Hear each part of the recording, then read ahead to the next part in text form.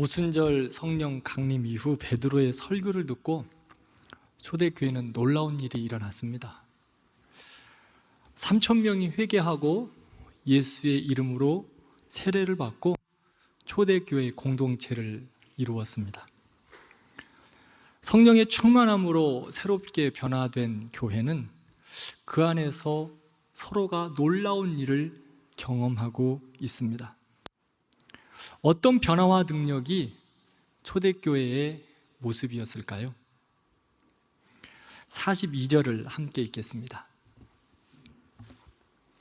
그들이 사도의 가르침을 받아 서로 교제하고 떡을 떼며 오로지 기도하기를 힘쓰니라. 아멘. 이 모습이 바로 교회의 원형이었고 우리가 본받아야 할 교회의 본질적인 모습입니다. 초대교회의 모습과 오늘날 우리 교회가 시대적으로나 사회적으로 다른 모습이 있습니다. 그러기에 100% 따르기에는 어려움이 있지만 초대교회의 모습을 살펴보며 또 우리 교회를 돌아보고 주님이 기뻐하시는 교회의 본질적인 모습으로 우리 교회가 세워져 가기를 기도합니다. 첫 번째로는 말씀의 가르침이 있는 교회입니다. 초대교회의 중심에는 바른 말씀의 선포와 가르침과 훈련과 그리고 사역이 있었습니다. 42절을 보면 사도의 가르침을 받아라고 말하는데 이것은 한번 가르치고 끝난 것이 아니라 계속적으로 지속적으로 사도의 가르침이 있음을 의미하고 있습니다. 말씀이 선포되고 가르치고 배우고 훈련되는 일이 교회 안에 계속되어졌다는 것입니다. 초대교회 성도들은 성령의 충만함을 받은 이후에 말씀이 너무 듣고 싶었습니다. 말씀이 너무 알고 싶었습니다. 그래서 가르침을 받았고 계속 배우고 싶어서 열심으로 말씀 앞에 나아갔습니다. 사도행전 2장 37절에 이 말을 듣고 마음이 찔렸다고 합니다. 40절은 여러 말로 확증하며 권하였습니다. 41절에는 그 말을 받은 사람들이 세례를 받았습니다. 말씀을 계속해서 가르치고 배우고 훈련함으로 성령님께서 그 안에서 역사하셔서 회개가 있었고 깨달음이 있었고 변화가 있었고 예수님을 믿고 수많은 자들이 세례를 받고 교회 공동체를 이루었습니다. 성령 강림 이후에 사도들의 가르침이 없었다면 예루살렘 교회는 건강하게 성장할 수 없었을 것입니다. 만약 초대교회가 성령님의 강한 임재를 경험하고 난 이후에 말씀을 배우지 않고 또 훈련받지 않았다면 말씀 없이 어떤 영적인 체험만 계속 추구했을 것입니다. 그래서 그 영적인 체험만을 추구하다가 흔들리고 어려워서 신앙적인 바른 성장을 이루지 못했을 것입니다. 뜨거움은 있는데 말씀이 없어서 분별하지 못합니다. 잎사귀는 무성한데 말씀이 없어서 비바람이 불면 쉽게 흔들리고 넘어져 버립니다. 그러므로 자기 중심의 신앙생활이 아니라 말씀의 가르침과 말씀의 배움과 훈련으로 신앙생활을 해야 합니다. 그래야 개인의 신앙도 건강하게 성장하고 교회도 든든하게 세워져 갈 것입니다. 예수님의 공생애의 삶은 세 가지의 삶이셨습니다. 가르치시고 치유하시고 전파하시는 삶이셨습니다. 어느 것 하나 소홀히 하지 않으셨지만 그 중에서도 가르치는 일을 가장 중요한 사역으로 감당하셨습니다. 제자들을 선택하셔서 3년 동안 먹고 마시면서 그들을 가르치셨습니다. 또한 때로는 산에 올라가 앉아서 수많은 무리들을 가르치셨고, 때로는 여러 비유의 말씀을 들어서 일마다 하나님의 말씀을 가르치셨습니다.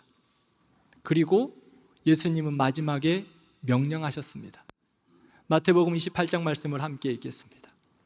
그러므로 너희는 가서 모든 민족을 제자로 삼아 아버지와 아들과 성령의 이름으로 세례를 베풀고 내가 너희에게 분부한 모든 것을 가르쳐 지키게 하라.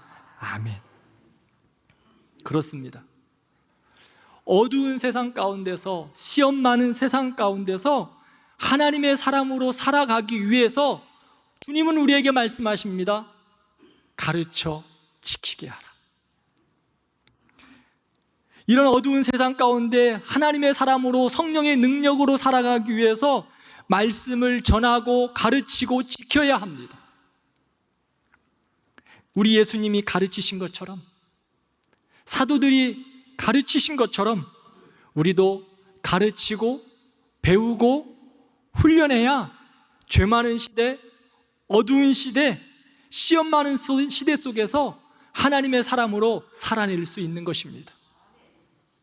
그러면 무엇을 가르쳐야 할까요? 무엇을 배우고 훈련해야 할까요? 사도행전 5장 42절 말씀을 함께 읽겠습니다. 그들이 날마다 성전에 있든지 집에 있든지 예수 그리스도라고 가르치기와 전도하기를 그치지 아니하니라. 아멘. 사도들은 집에 있든지 어디에 있든지 예수님이 나의 구주이십니다. 예수님이 나의 주인이십니다. 예수님이 구원자이십니다. 이 피 묻은 십자가의 복음을 가르치고 배웠습니다. 우리 교회는 선대의 귀한 목사님들을 통해서 피 묻은 십자가의 복음이 바로 가르쳐졌고 바로 배워왔습니다. 그렇게 바른 가르침과 온전함이 대광교회를 건강하게 세우셨습니다. 이제는 저와 함께 사역하는 우리 교역자들을 위해서 기도해 주시기를 바랍니다. 하나님의 말씀을 바르게 그리고 온전하게 잘 가르치고 훈련할 수 있도록, 그렇게 선포할 수 있도록 우리 교역자들에게 지혜의 영을 주시고 분별의 영을 주시고 말씀의 은혜를 주시기를 위하여 매일매일 기도해 주시기를 바랍니다. 이뿐만 아니라 교역자들과 가르치던 이들만 위해서 기도하는 것이 아니라 말씀을 듣고 읽고 묵상하고 배우는 여러분들의 자신들을 위해서 바른 말씀을 배우기 위하여 여러분들도 기도하시기를 바랍니다. 그리고 말씀 앞에 열심을 내고 말씀 앞에 전심으로 나아가는 우리 귀한 성도들 되기를 진심으로 기도합니다. 베드로전서 2장 2절 말씀을 함께 읽겠습니다.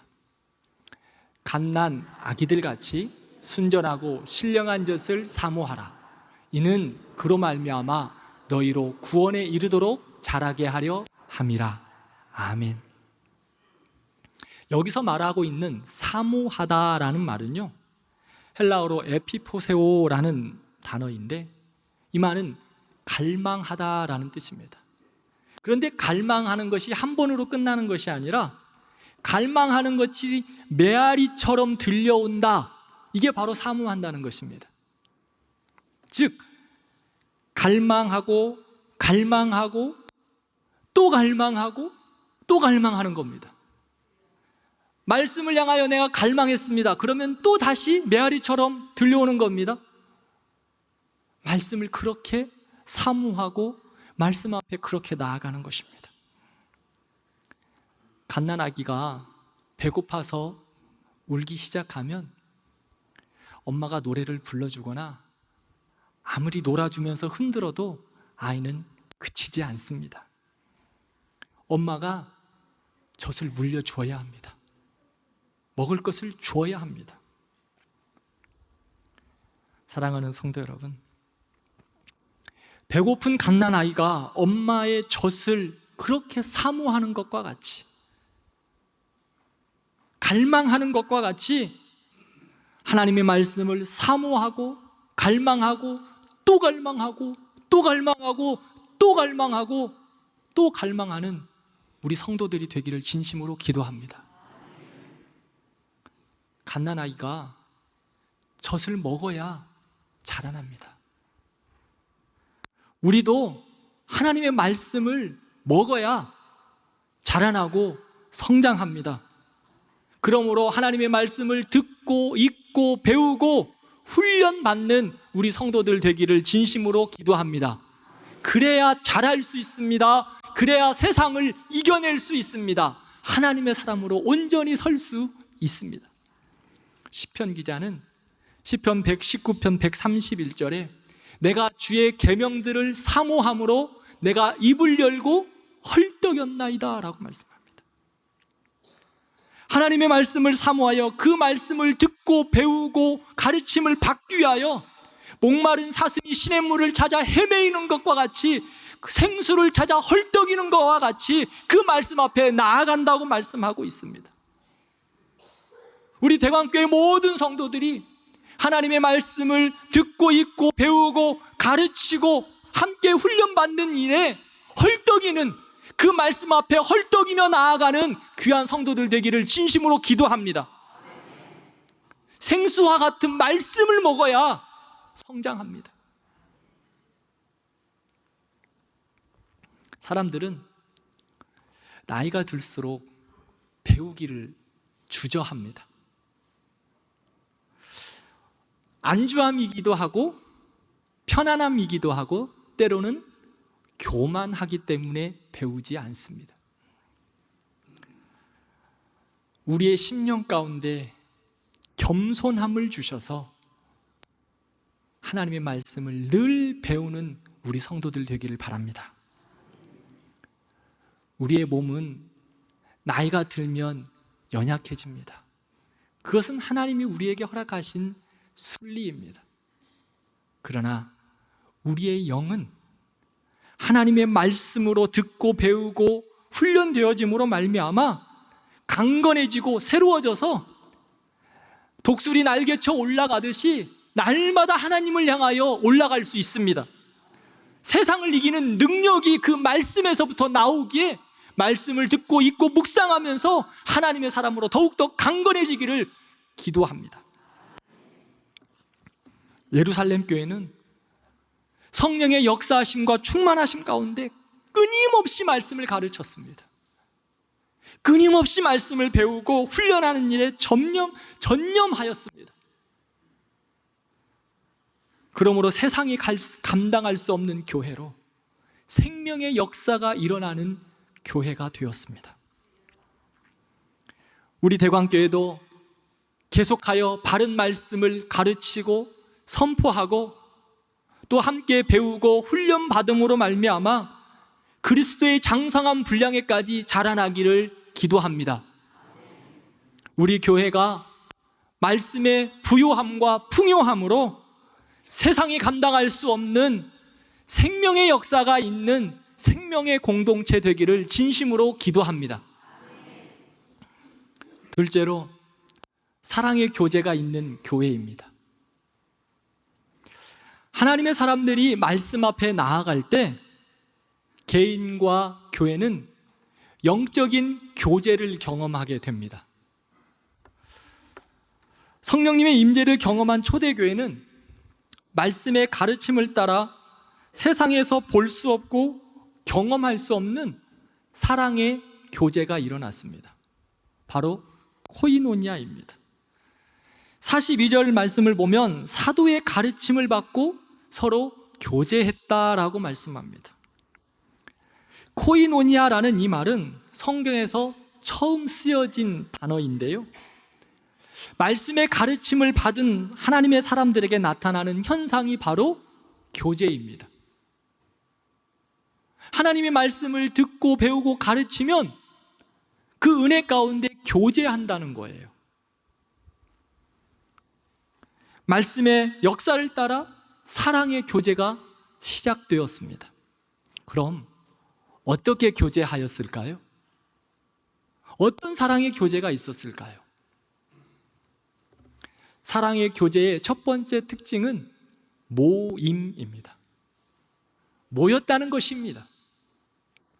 46절을 보면 초대교회 성도들은 성령의 충만함을 갖고 말씀의 가르침을 따라 늘 마음을 같이하여 성전에 모이기를 힘썼다라고 말씀합니다. 성령의 충만함, 말씀의 가르침, 하나님의 그 은혜 가운데 있는 성도들은 모이기를 힘쓰는 것입니다. 하나님을 사랑한다고 하면서 모이지 않고 예배하지 않으면 거기서 멈춰버립니다. 건강하게 성장할 수 없습니다. 신앙이 약해집니다. 그래서 히브리서 10장 24절에서 25절에는 이렇게 말씀하고 있습니다. 함께 읽겠습니다. 서로 돌아보아 사랑과 선행을 격려하며 모이기를 패하는 어떤 사람들의 습관과 같이 하지 말고 오직 권하여 그날이 가까움을 볼수록 더욱 그리하자. 아멘.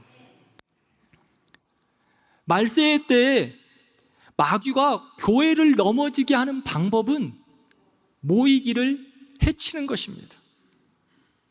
성도들이 모이지 못하도록 방해하는 것입니다. 그러므로 말세의 때에 더욱 말씀을 지키고 신앙을 세워가기 위하여 하나님의 사람들로 살아가기 위해서는 성도들이 서로 돌아보아 사랑과 선행을 격려할 뿐만 아니라 모이기를 힘써야 할 것입니다. 가만히 한번 생각해 보십시오. 왜 이렇게 주일날 모임이 많은지, 예배 모임이 아니라 바깥에서 어떤 그런 유혹들이 왜 이렇게 많은지,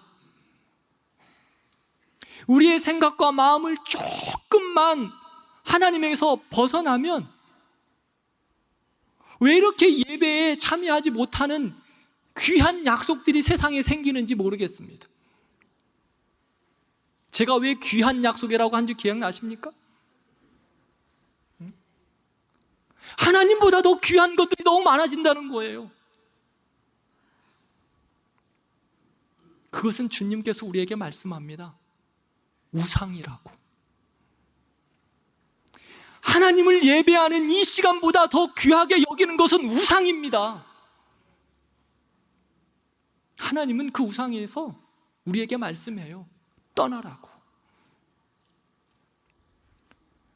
말세의 때에 우리를 시험하는 것, 모이지 못하도록 우리를 시험하는 것들이 얼마나 많이 있습니까? 사랑하는 우리 젊은이 여러분, 여러분들이 예배를 참여하지 못하도록 하는 여러 가지 세상의 유혹들 넘어가지 말기를 바랍니다. 마귀의 시험입니다. 분명히 제가 말씀드립니다. 그것은 어떤 이유도 없습니다. 그냥 마귀의 시험입니다. 그러기에 말세의 때에 믿음의 사람으로, 하나님의 사람으로 살아가기 위해서 모이기를 힘쓰고 예배해야 합니다. 모여서 교제하는 것이 그러면 무엇일까요? 우리가 모여서 교제한다는 것이 무엇입니까? 세상은 모이면 만성적 험담 증후군에 빠져서 많은 사람들을 도마 위에 올려놓고 이리 잘라보고 저리 잘라보고, 그래서 3명이 모이면 1명이 화장실을 가기 싫어합니다.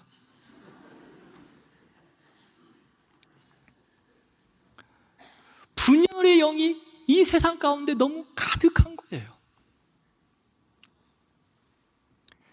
사랑하는 성도 여러분, 하나님의 사람들이 모인다는 것은 분열의 영이 가득한 세상 속에서 성령이 하나 되게 하신 것을 힘써 지키는 것입니다.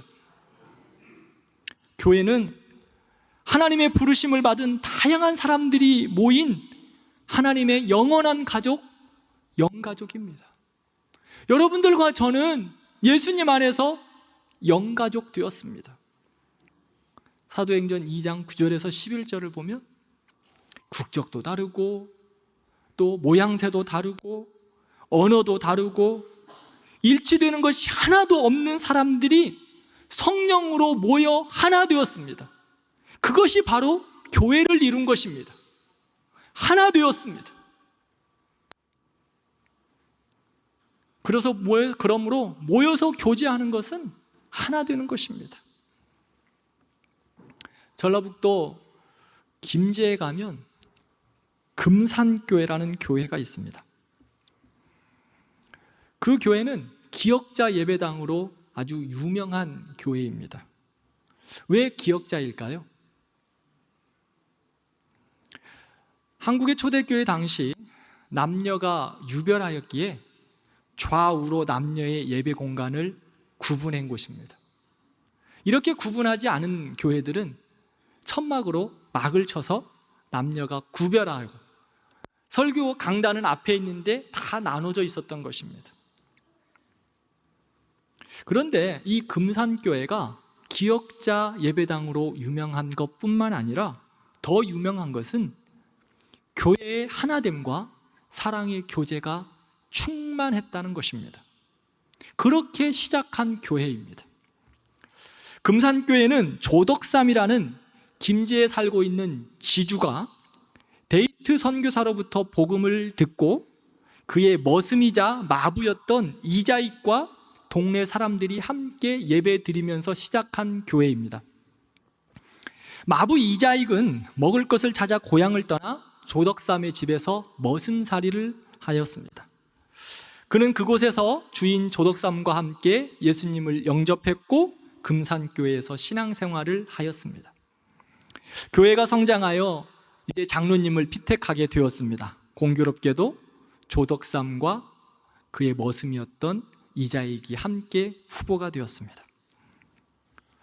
모든 사람들은 김제 지방의 큰 지주였던 조덕삼 씨가 장로가 될 것으로 생각했는데 투표 결과는 그의 머슴이었던 이자익이 장로가 되었습니다. 모든 교인들이 당황하고 술렁이기 시작합니다.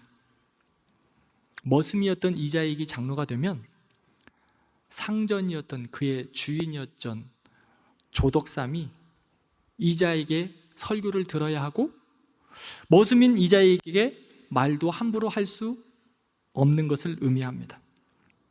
당시 한국교회는 이 신분 간의 갈등으로 큰 어려움을 겪고 있기도 했습니다.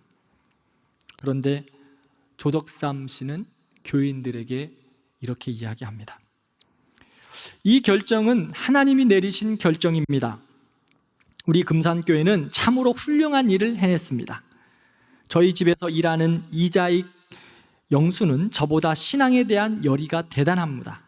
참으로 감사합니다. 나는 하나님의 뜻을 겸허히 받아들여 이자익 교회를 더욱 잘 섬기겠습니다. 결코 쉽지 않은 결정이었습니다.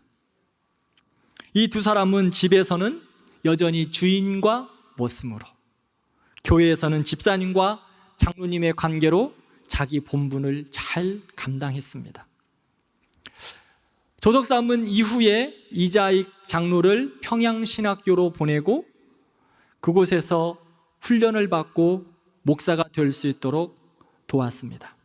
이후 이자익 목사를 금산교회의 담임 목사로 청빙하여 잘 받들었습니다. 한국교회 장로교회 역사상 이자익 이 목사님이 3번의 총회장을 역임합니다. 한국교회 3번의 총회장을 역임한 사람은 없습니다. 이 조덕삼 장로님이 이자익 목사님을 그렇게 잘 받들고 섬기면서 한국교회에 큰 영향력을 끼쳤습니다. 많은 마을 사람들이 이것을 보고 예수 믿는 것은 참 대단한 거구나, 그런 말들을 하며 선한 영향력을 받았습니다. 믿지 않는 사람들에게 선한 영향력을 교회가 끼친 거예요. 조덕삼 장로님이 보여준 하나님의 교회의 능력, 하나님의 사람의 능력이었습니다. 다양한 계층의 사람들, 하나가 될 것 같지 않은 사람들이 화합해서 하나 되는 능력, 모이기를 더욱 힘써 하나가 되는 것이 바로 생명의 공동체된 교회의 능력인 것입니다. 김제의 복음화율은 한국에서 가장 높습니다. 저는 이 금산교회 조덕삼 장로님과 이자익 목사님의 그 선한 영향력이 김제 지방의 복음화율에 크게 영향을 미쳤다고 저는 생각하고 있습니다. 우리 교회가 말씀의 가르침을 따라 날마다 마음을 같이하며 모이기를 힘쓰고 서로가 하나 되는 것을 힘써 지키는 거룩한 교회가 되기를 진심으로 기도합니다. 이게 바로 하나님의 교회입니다. 사랑의 교제가 있는 두 번째 특징은 나눔입니다. 나누었다. 초대교회 성도들은 자신을 위해 살지 않고 하나님 나라와 교회와 이웃을 위해 물건들을 서로 나누고 통용하고 재산과 소유를 함께 나누었습니다. 초대교회는 성령 안에서 하나가 되었습니다. 잘 모였습니다. 하나 된 그들은 모여서 나누고 베풀고 섬기고 서로 떡을 떼고 기쁨과 사랑으로 함께 했습니다. 우리도 모이면 어떻게 해야 되죠? 먹어야 돼요. 먹는 자리에 기쁨이 있지 않습니까?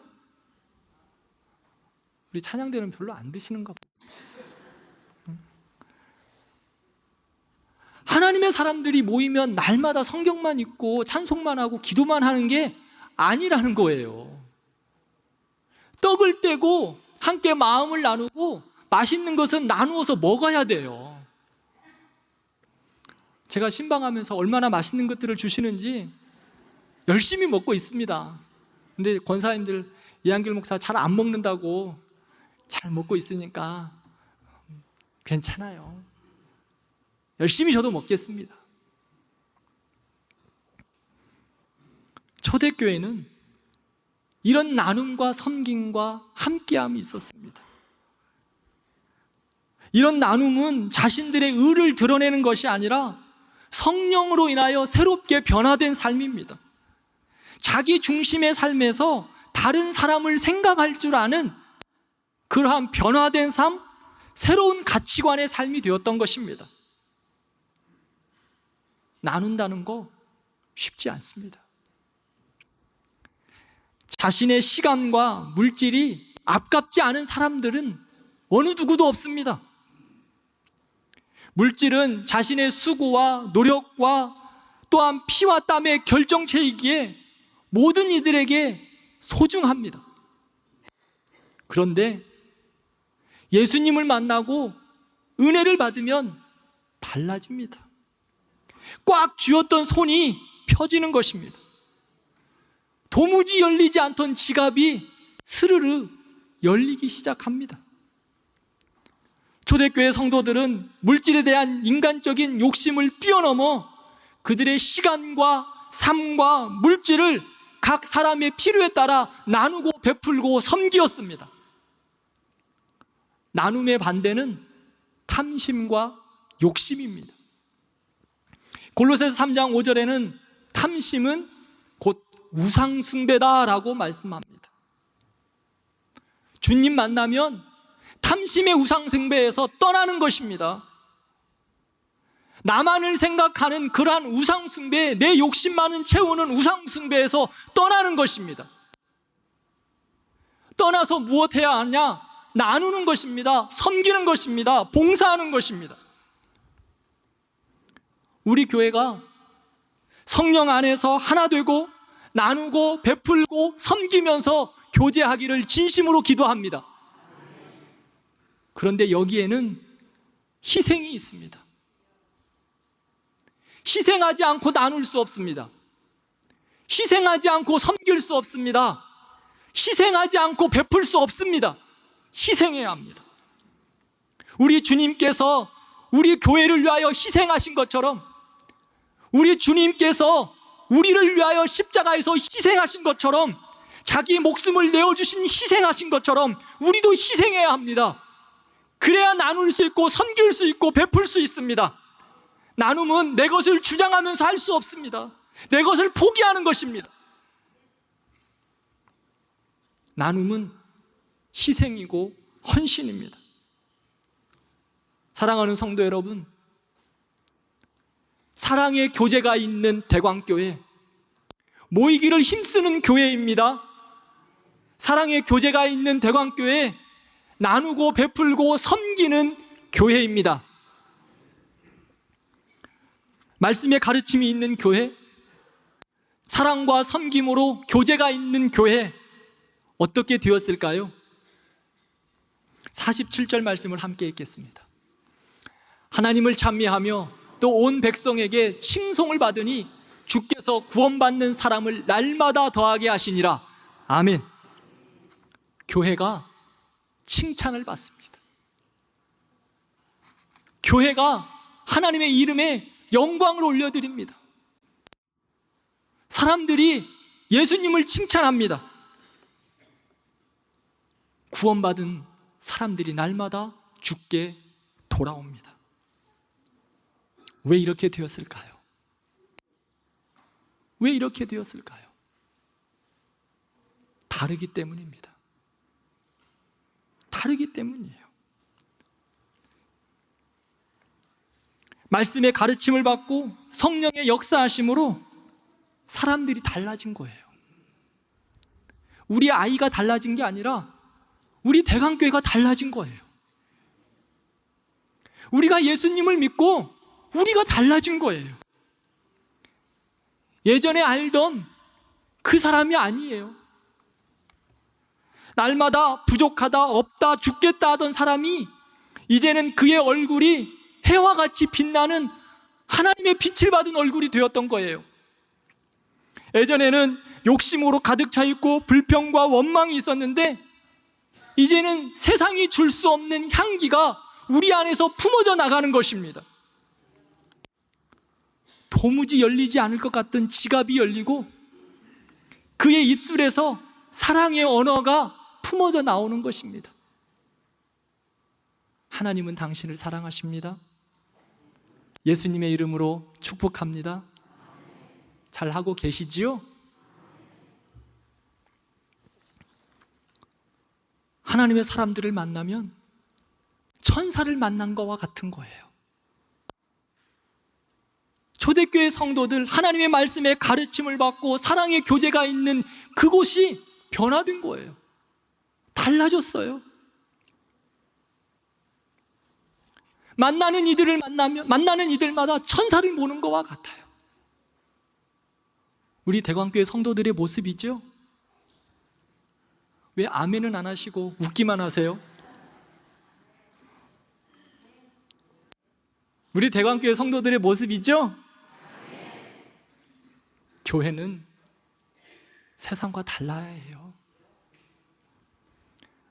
그러므로 말씀의 가르침을 받고 은혜 안에서 나누고 섬기는 진정한 교제가 있어야 합니다. 희생과 나눔과 섬김이 그 생명력 있는 교회를 부흥하게 이끌어갈 것입니다. 43절에 보면 사람마다 두려워하는데 사도들로 말미암아 기사와 표적이 많이 나타났다라고 말하고 있습니다. 사람들이 초대교회에 기사와 표적으로 두려워하는 마음이 생겼습니다. 여기서 두려움은 공포가 아닙니다. 충격입니다. 충격받은 거예요. 교회에서 일어난 기사와 또 표적으로 충격을 준 겁니다. 여기서 말하는 기사와 표적은 하나님의 신비한 기적을 말합니다. 맞습니다. 그런데 그 하나님의 신비한 기적만 기적일까요? 저는 이 말씀을 가만히 보고 묵상하면서 더 큰 기적이 있구나, 그것을 깨달았습니다. 어떤 기적이에요? 변하지 않을 것만 같았던 사람들이 변화된 것입니다. 하나님의 말씀에 가르침을 받고 변화되지 않을 것과 같은 내가 변화된 것이 기적이라는 것입니다. 여러분들 자신이 예수 믿은 거 기적 아닌가요? 여러분들이 오늘 이 자리에서 예배하는 것이 기적이에요. 목사님, 나는 아직도 여전히 세상과 버터. 그럼에도 불구하고 하나님 앞에 예배하는 여러분들이 기적입니다. 사랑하는 우리 대광교회가 함께 모여 예배하고 사랑과 선행을 격려하고 나누는 이 놀라운 것이 기적이라는 것입니다. 세상이 이 하나님의 사람들의 모임과 사랑과 선행과 격려와 나눔으로 충격을 받는 것입니다. 변하지 않을 것만 같았던 사람들이 변하는 것, 모이지 않을 것만 같았던 사람들이 모여서 예배하는 것, 기적입니다. 그것으로 끝나는 것이 아니라 기쁨으로 나누고 사랑으로 희생하고 섬기는 것입니다. 먼저 손을 내밀고 용서하고 먼저 베풀고 먼저 나누는 것, 그것이 바로 기적입니다. 이런 교회에 사람들이 충격을 받습니다. 하나님의 교회의 선한 능력으로 세상에 충격을 준 것입니다. 사랑하는 성도 여러분, 세상이 우리 대광교회를 보고 충격을 받아야 합니다. 교회는 이기적이지 않습니다. 배타적이지 않습니다. 희생적입니다. 알면서도 손해보려고 애를 쓰는 것입니다. 몰라서 속는 것이 아닙니다. 알면서도 우리는 사랑으로 덮어주는 것입니다. 세상이 알아주지 않아도 괜찮습니다. 한편으로 마음으로 서운하지만 성령으로 인내할 수 있습니다. 우리 교회가, 우리 성도들이 이렇게 함께 모여 예배하고 사랑과 선행으로 나누고 베풀고 섬기면서 세상을 충격을 주는 그런 교회가 되기를 진심으로 기도합니다. 말씀을 믿겠습니다. 세상은 4차 산업혁명을 이야기하며 빅데이터와 AI 인공지능으로 이전에 경험하지 못했던 전혀 다른 지능화된 사회가 될 것이다라고 말합니다. 존 나이스비트라는 미래학자는 하이터치 시대에 진정한 삶의 의미를 찾기 위해서는 하이터치가 있어야 한다. 하이테크 시대에 하이터치가 있어야 함을 말합니다. 인간은 하이테크로만 발달된 최고도의 기술로만 살 수 없습니다. 하이테크가 진행되면 진행될수록 본질적으로 하나님이 만져주시는 하이터치가 있어야 하나님의 사람으로 살아낼 수 있는 것입니다. 하나님의 만져주심이 있을 때, 하나님이 터치해 주실 때 세상에 매여 있는 삶에서 벗어나고 자유롭고 하나님의 평안이 우리 안에 가득하게 임할 것입니다. 우리 대광교회 성도들이 말씀을 듣고 읽고 배우고 훈련함으로 하나님의 만져주심이 늘 풍성한 성도들 되기를 진심으로 기도합니다. 더 나아가 성령 안에서 모이기를 힘쓰며 나누고 베풀고 섬기는 사랑의 교제를 통해 하나님의 만져주심이 우리의 삶에서 드러나기를 기도합니다.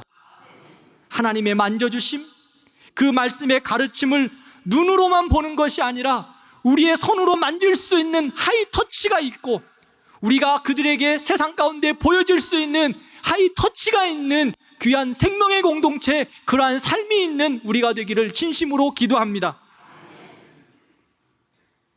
더 나아가 우리 대광교회가 우리 안에서만 멈추는 것이 아니라 은혜와 사랑이 흘러넘쳐서 세상을 축복하고 세상에게 감동을 주고 세상에게 충격을 주는 생명의 공동체 되기를 진심으로 기도합니다.